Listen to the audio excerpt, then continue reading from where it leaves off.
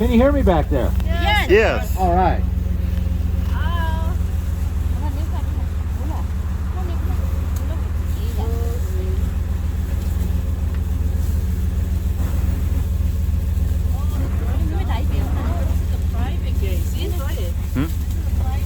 Yeah. That's why we have to pay, you know, when we get in here, we have to pay. Now we're going down to the road. Look at the very steep dip here. Going down to the gold mine.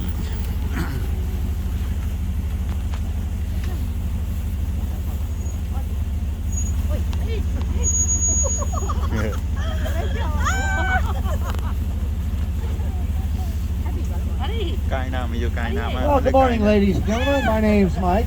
I'll be your tour guide down here today for a little geography lesson here. At the very top up here, we're at almost 3,000 feet in elevation. When we get down into camp, we will be at 1,200 feet. So we are going to drop 1,800 feet in 3.1 miles. Now, before this road went in, the only way to get down into Roaring Camp was to go down the Clinton Bar Trail, either walking or on the back of a horse or a mule.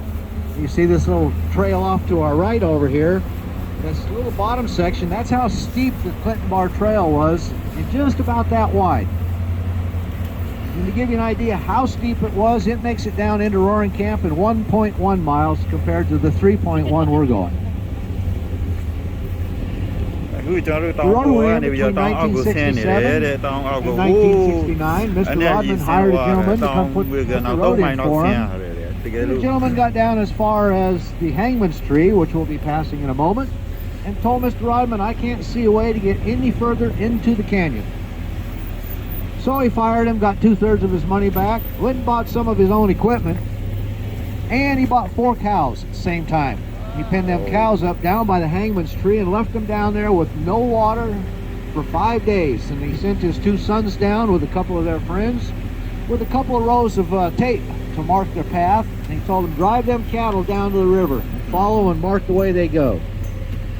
Well, within a matter of 4 hours, the cows were down at the river. They marked the path, and that was the basic path that they took to get down to Roaring Camp. Now, he had been taking guests down the Clinton Bar Trail before, and he built 5 cabins down here. But all that material came down that Clinton Bar Trail. After the roadway went in, of course, Roaring Camp was born in full. The main purpose of the road, by the way, was to get heavy equipment down there. But let's get back to how the gold rush was actually initiated and started. In 1848, the then President of the United States, James Knox Polk, heard of the gold finds in what was then just the California Territory. And he saw an excellent opportunity to fulfill our manifest destiny and spread our nation from coast to coast. So he asked the news media back east if they could kind of play the gold finds up just a little bit. So there was an article in the New York paper that read exactly like this. Go west, young man, seek your fame and fortune. They're finding golden nuggets in the streams of California territories like apples that have fallen from trees in an orchard. Wow. And it did do the trick.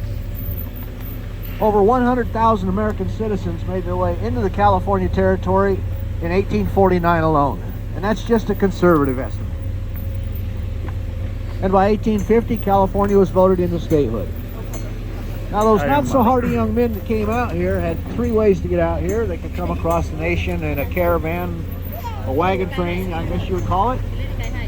They could also catch a tramp steamer and sail down to the Panama Isthmus and portage across that isthmus. And there are always ships waiting on the other side to sail on into San Francisco. Or they could sail around South America on up into San Francisco. None of those trips were safe. And the shame of the gold rush is you could probably count on one hand the number of those not-so-hardy young men that actually made their fortune in the gold fields. The doctors, engineers, geologists, all the people that could really help out and tell them where to look and how to do it, they stayed back east. The nation was doing well financially, and they wanted to see how things, well, if you'll pardon the pun, they wanted to see how things panned out before they headed to California. The largest known group of immigrants that came over were the Germans during the gold rush itself. And as a matter of fact, in the San Francisco Bay in the 1850s, they actually had to start sinking some of the ships that were there because the sailors and the captains and all would abandon their ships and head for the gold country when they would go hit all the bars down there in San Francisco and hear the tales of all the gold.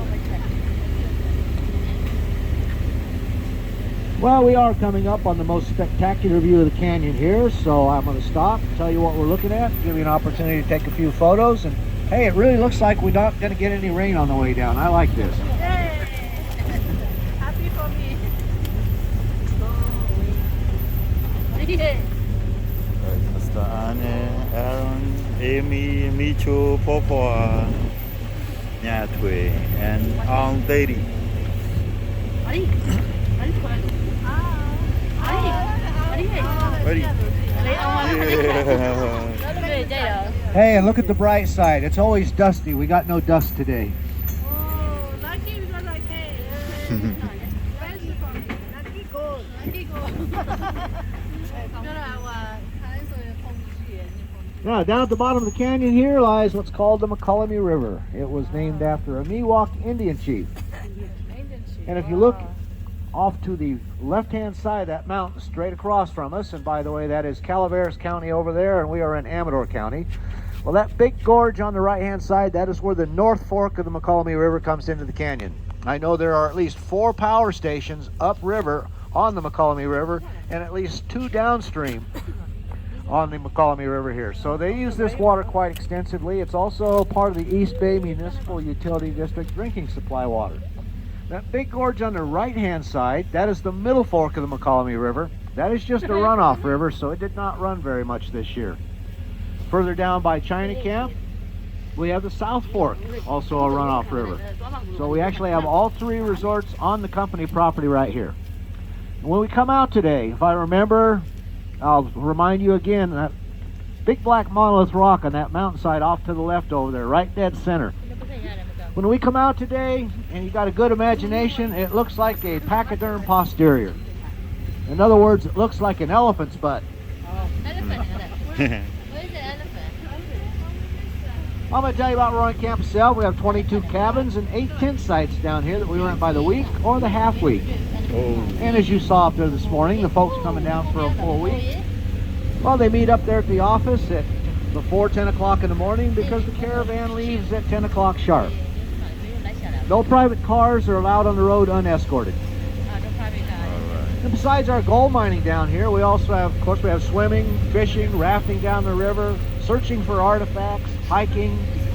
There's quite the variety of activities to do down here besides the gold mining. We can do a lot of things. Well, when here. you come down for the gold mining for the full week, on Mondays we have a whiz bang demonstration class, and everybody that helps out with that gets a little bit dirty. Monday night in the lodge they play a game of poker, and everybody that got involved and help out on that, well, the winner gets the gold, and the second place finisher gets that black sand. Oh.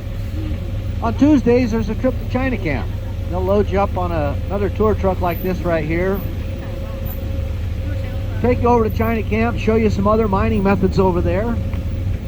Take your fishing pole if you like to fish, because some of the best fishing's over in the China Camp area. That night in the lodge, they throw some dice this time. They have a crap game, and the winner gets the gold, and the second place finisher gets the black sand. And also on Tuesdays, we have Taco Tuesday down here. Sign up early. Early in the day, they'll make enough tacos for you. You also get a margarita or a bar drink with that taco dinner. Amy favorite. No, it's on Tuesday. On Wednesday morning, there's a hike with Ricky. Tuesday girl.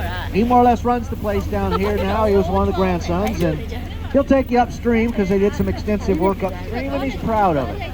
Take your camera with you. It's just a photo op is all it is, and it's a nice, beautiful hike. On Wednesday afternoon, we do a demonstration of our trommel down here. That's our largest piece of mining equipment. It moves a tremendous amount of dirt. But that's just a 2-man operation, so anything found in that operation stays in the company coffers. On Thursday, I'm up to Thursday now, yeah. On Thursday, sometime during the day, they'll schedule it when they get the people signed up. They have a blue bowl demonstration. A blue bowl is a device that gets that fine gold out of that aforementioned black sand.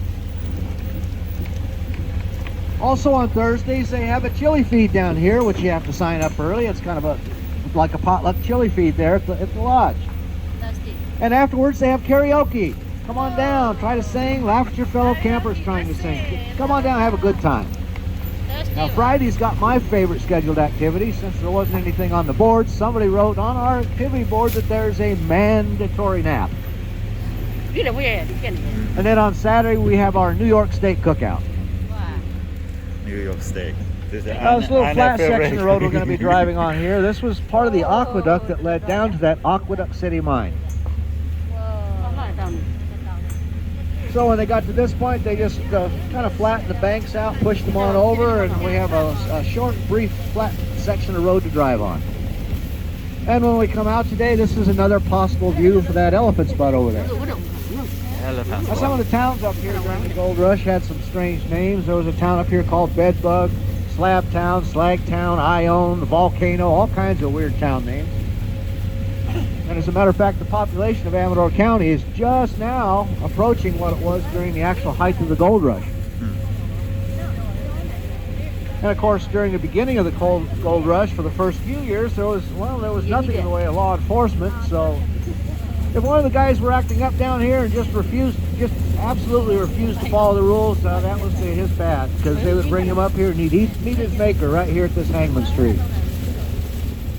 They estimate that between 30 and 40 men were hung at this tree right here. The last one was in the 1920s.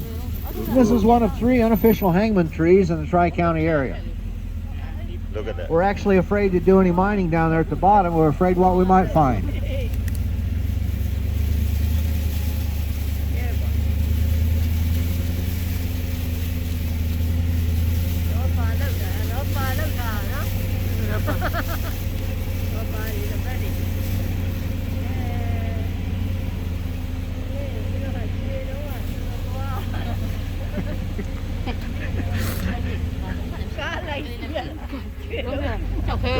To our left over here, you see this little roadway. Well, it leads down to the Aqueduct City mine. That is actually the size of the aqueduct that fed that mine down there.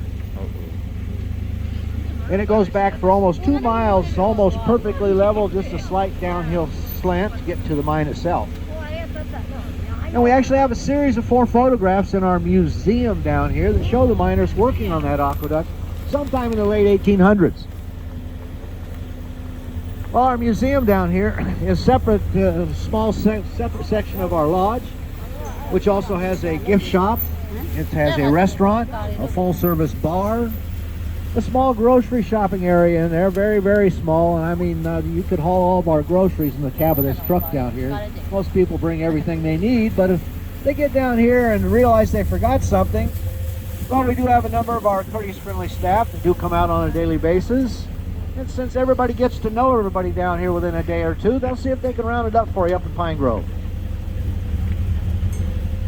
You see, we've got quite the vegetation life here. We actually have 5 kinds of oak trees here. Got the live oak, scrub oak, and iron oak. The old hangman's tree up there is an iron oak tree.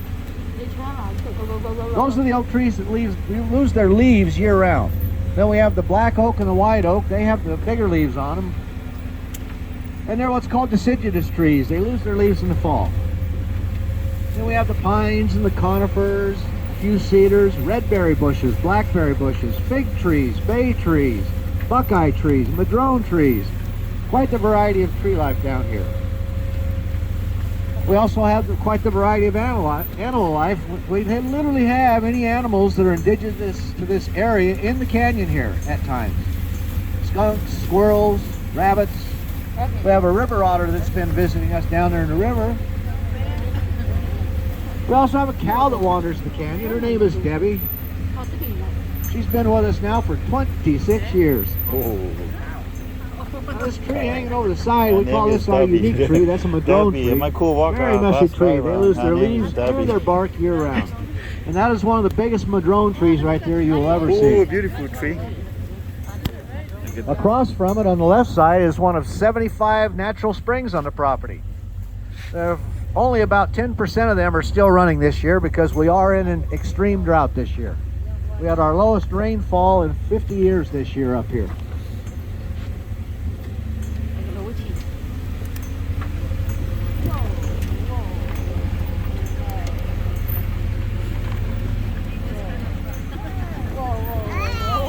In 1960, we had a gentleman show up at the office up there with two of his brother-in-laws, Jack Neal. Little guy, 5'3", 115 pounds, soaking wet. Brother-in-laws were big strapping guys. They showed up at the office up there and talked with Mr. Rodman for an hour or so, and they made a deal with him. And Mr. Rodman let them come down that Clinton Bar Trail with a homemade dredge. Took them 2 days to get that dredge down to the river. And they made a deal that anything they found, they would split 50-50 with Mr. Rodman. So they got down there and worked for almost 3 weeks down there with, well, very little success. They were just getting ready to pack up and leave. And Jack, like I said, the little guy, he told his brother-in-laws, take that big old tree branch over there and hold me down to the bottom of the river down there, right by the waterfall. There's a big crack down there I want to break open. So they held him down there. He said they counted to 20, 30, and it says he got that crack open and pulled out a nugget the size of his thumb. Whoa. They said his brother-in-law felt when he came up so fast he knocked his brother-in-law over. Little 115-pound guy knocked a 200-pound man over on his butt. They came up that trail, bought some more supplies so they could dive down a little deper, and over the next 3 weeks they pulled out 30 pounds of gold flake and gold nuggets in one seam across the river. Now the Chinese had shown up sometime in the late 1800s also, and they shoved the Chinese off in that remote part of the canyon. But they would hire the Chinese once in a while to do stuff that took a teamwork, because they came over as a team. And that turn right there were 3 mines down there that we know the Chinese built a flue system that led water off that aqueduct. Well, the miners pushed all the Chinese folks over into the China Camp area. That's why we call it China Camp area. But like I told you, Jack and his brother-in-laws came down and found 30 pounds of gold down there in the 1960s. So you can imagine how much gold they found down there when no one was looking. Wow. We know that in the early 1900s, they opened up businesses in the very spots up there. Jack, by the way, never left the canyon. He stayed down here till the pandemic hit, and we retired him at that point because he was 92 years old. He still comes back every year. In 1942, right after the onset of World War II, Franklin Roosevelt, by executive order, shut down all the gold and silver mines.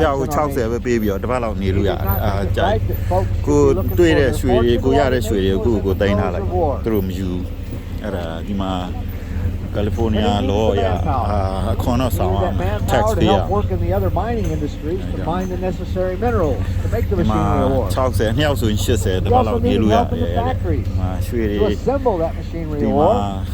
And he needed help in the military to operate that machinery of war. But there was still a minor problem. Gold and silver. The nation was just coming out of the throes of the Great Depression. And there were still thousands of men and women across the western United States looking for gold on their own. So Mr. Roosevelt, by executive order, outlawed private ownership of more than 1 ounce of raw gold, and gave any folks who had more than 1 ounce of raw gold 6 months to sell it to the federal government, a pawn shop or a jeweler, or to the dental industry. And that law stayed on the books until Ronald Reagan became president, and he threw that law out. Now the 49ers that came out here originally, the first group, gold was $22.50 an ounce back then in 1849. A small fortune. It's not bad. In 1941, when World War II broke out, gold had crept all the way up to a whopping $32.50 an ounce. And when Ronald Reagan became president, it was hovering around $40 an ounce. Going up. The price is going up. The day after he okayed the private ownership of more than 1 ounce of raw gold, gold shot up to $200 an ounce overnight. Wow. And over the next 10 days or so, it bounced up and down and finally stabilized between $400 and $500. And that's where it stayed for a decade until the computer age hit.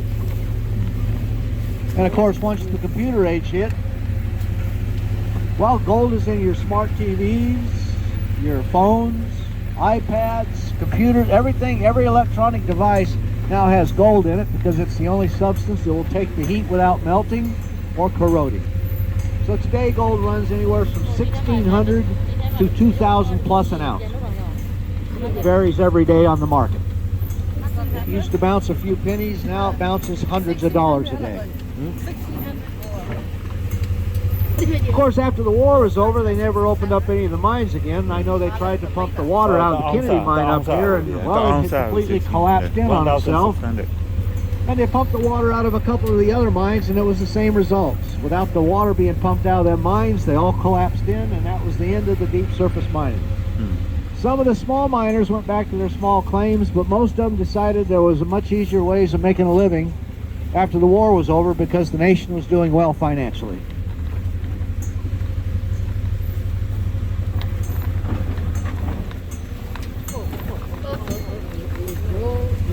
Right behind you there on the right hand side is another one of them unfortunately dried up springs.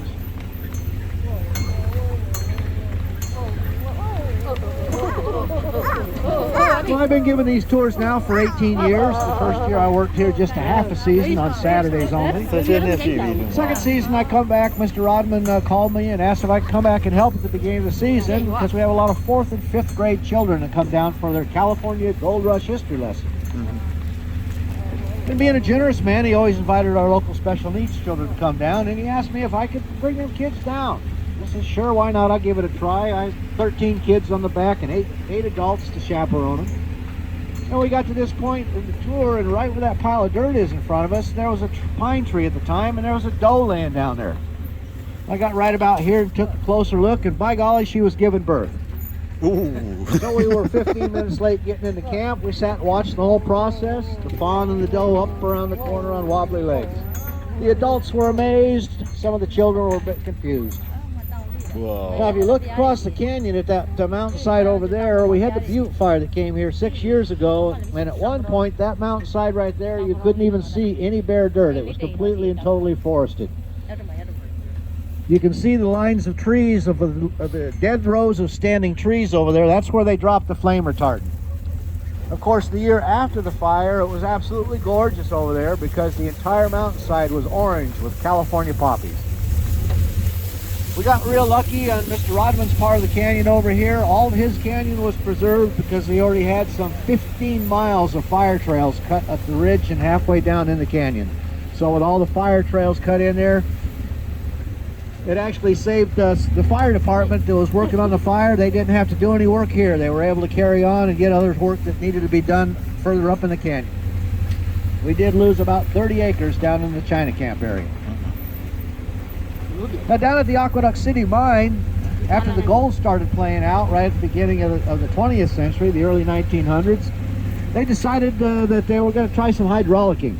Now, hydraulicking is where you take a large water cannon and just blast the entire mountainside down into what's called a long tom, giant sluice box.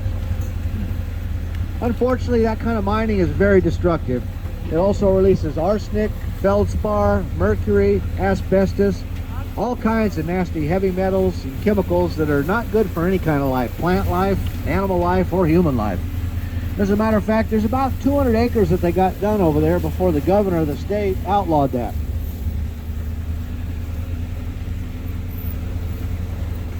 Now this really green tree right here with what looks like bottle brushes, that is a buckeye tree.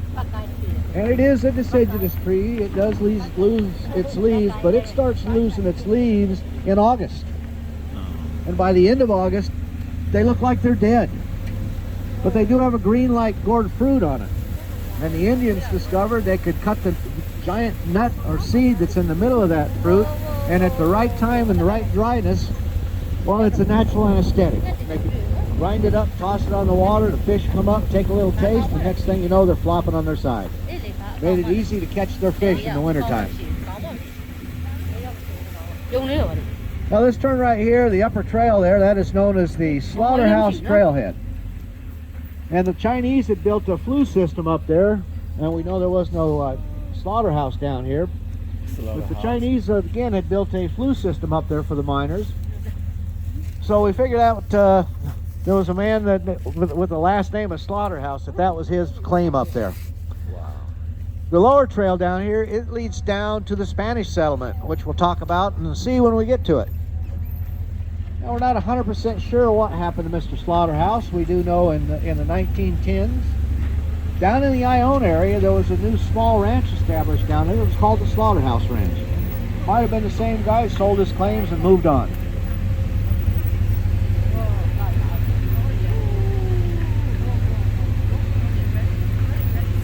That's not a very common name like mine.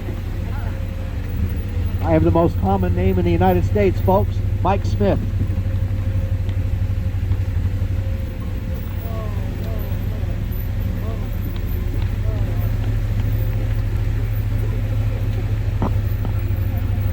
Now when I started here, this first tree has a sign in it. It says Miner's Cabin, 1850s. None of these other signs were up yet. Oh, mining camp. And when I come to a stop, if you look down through the brush down there, you'll see a stone structure, the fireplace.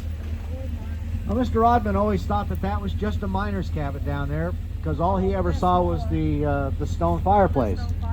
Mr. Rodman passed away on us 8 years ago. He was 93 years old, lived a long and prosperous, very prosperous life. So his grandsons went down there to clear it out a little bit more, to make it a little more accessible where we could see it better. And as they got to clearing it out, they found the footprint of the building that was down there was much, much larger than just a small cabin. And as they were clearing out the area a little bit, they did a little exploring and they found 18 large campfire rings down there and an overgrown walking trail that leads all the way over to the Aqueduct City mine. And as they started walking a bit on it, they figured that trail was at least 3 people wide. But if you look around, what you don't see here are any old growth trees. The only trees the miners left standing were the iron oak trees. They learned early on that they're tough to cut down, and once they do get them cut down, the lumber is useless for anything except cooking your dinner. Or in the wintertime, I guess, warming your bones. You have to picture this canyon here, and the Tri-County Canyon is just in this one small area. They have a conservative estimate of between 15 and 18,000 men and a few women mixed in, all looking for gold at the same time. You got to remember the big onrush that came out here. And they were living off the land because there was no towns or anything up there right away when they got here. So it didn't take long for the trees to disappear. As the trees started disappearing, of course, their food disappeared because they were living off the land, so they had to start working together. 2 guys, 4 guys, 10 guys, 20 guys. These mining claims down here got larger and larger. And then in 1906 there was a major disaster. Even though Amador County has no faults, we do still feel the shakings from earthquakes, and when that San Francisco earthquake hit, you have to picture this canyon with no vegetation left in it, or just very little, no trees or anything to hold everything in place. The mountainsides just slid down and gave way. Most of the miners gave up. That was it. They were done. The Aqueduct City mine shut down. They all shut down. And they headed down into Jackson to the valley, what they call the valley. And, well, they sought employment with the larger mines down there. And we do know that by 1908, all the big 11 mines along the 49 corridor were running 24 hours a day, 7 days a week, because they had enough manpower to run them claims continuous. For the poor miners, it was nothing but a cycle of poverty. The mining company owned almost everything, the places where they slept, where they ate, where they bought their food. So the mining company, they mined and gave all their money back to the mining company. A little side note, my wife's family arrived here in 1851, and as a matter of fact, the monuments in front of the Jackson Fire Station are to my wife's great-grandfather. If you look up to the top of the ridge up there, you see the power poles up there. That is where the town of Clinton sat. And believe it or not, they just put a historical landmarker up there to denote where that town was up just 10 years ago, even though at one point it was the largest town in Amador County. When the town died out, when the earthquake hit and they moved on, they actually took the entire town and disassembled it and moved it somewhere else. That Clinton Bar Trail that I was talking about comes right down that mountainside, more or less following the telephone poles. So you can see how steep that mountainside is coming down, and you can imagine how dangerous it was. Well, Mr. Rodman himself arrived here in 1937. He came from a very large family in Minnesota. He had 11 brothers and sisters, 12 children counting himself.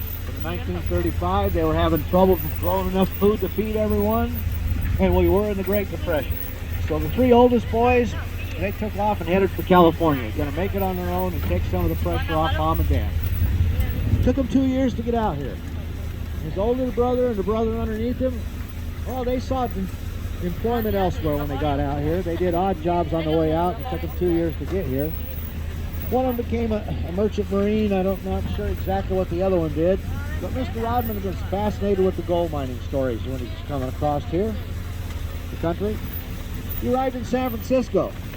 Started doing a little bar hopping down there, talking to people, asking about mining, and he met a friend of the foreman of the Clinton Bar Mining Company up here.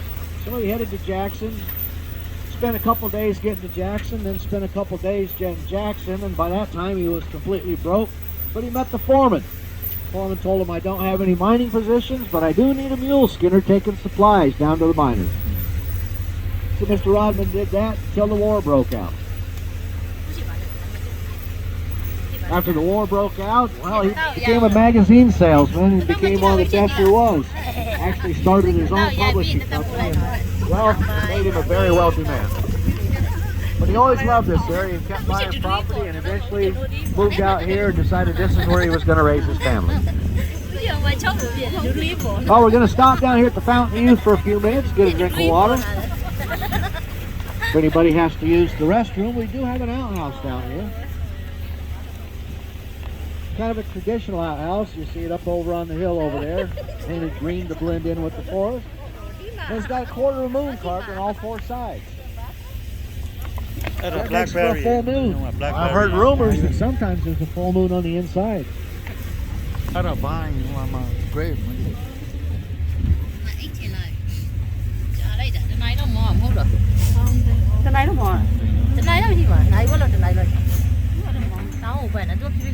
Almost there.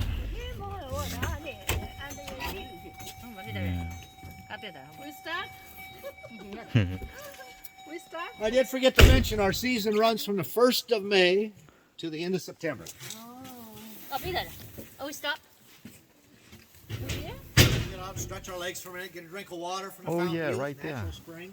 I've been drinking this water for 18 years. Guess how old I am? You're 60?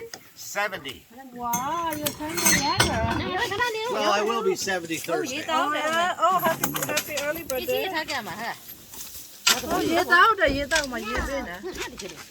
Oh, smell that. Fresh air.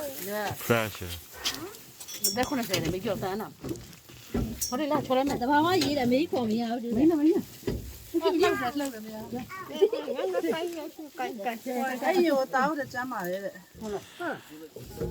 Jama to ya malaria yoga ya.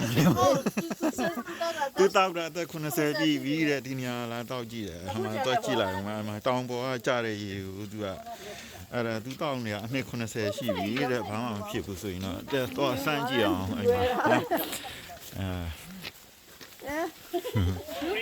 yeah, the spring rain. The spring sit down, Good, huh? That's a real spring water. Right? Tastes like gold. Did you know that the human body has 0.0? Wow, look at that. Very nice and clear water. Look at that. Mercury. If you got mercury in you, you got a problem. Yeah, တောက်ကြည့်အောင် Can I have a cup? Matter of fact, one of our presidents that was assassinated, after they got the bullet out, they tried to treat him with mercury to heal the wound and kill him. That's what they said. မတိုင်းနဲ့အများကြီးမတိုင်းနဲ့မလို့ Save some for Let me drink some. the baby's fish. Can you get it from here? That's a bay tree right here. Okay, တောက်ကြည့်အောင်ဒီမှာကြည့် Yeah, smell that. Oh yeah. Spring Now, the funny thing is if the green leaves, they're not that strong. Yeah, very crispy. You pick the green leaves off. Very sweet. Try it. Put them on your counter to dry. They dry green. Crush it and then smell it. Crush it up and smell it. That's how you smell. So you drink it. Whoa! Bay leaf. Somebody that you're very strong. Drink it. This water you're gonna be living 100 years. We also have fig trees here, grapevines, blackberry bushes. If you drink this water, you will be 100 years to live. That's what he said. No more come back. Go away. โอ้งั้นก็ยืนเลย Where trong thế là nhà vậy? Ít xí vậy. Cũng là ít xí vậy tôi chịu mà. Anh chỉ khi thôi à? Let's see. You need to take a picture of him by the Fountain of Youth sign with his hat on. I And then take him and put him over there and take a picture. This is the Fountain of Youth water. This is what it does. Yeah, you first and then him. Yeah. Before and after. 뭐 말아. I'll tell you what, Jack's sworn by this water right here.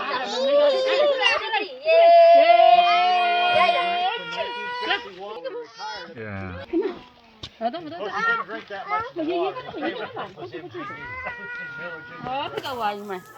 Okay. 뭐 뜨거워, 뭐 이거 거라네. But he made all of his coffee.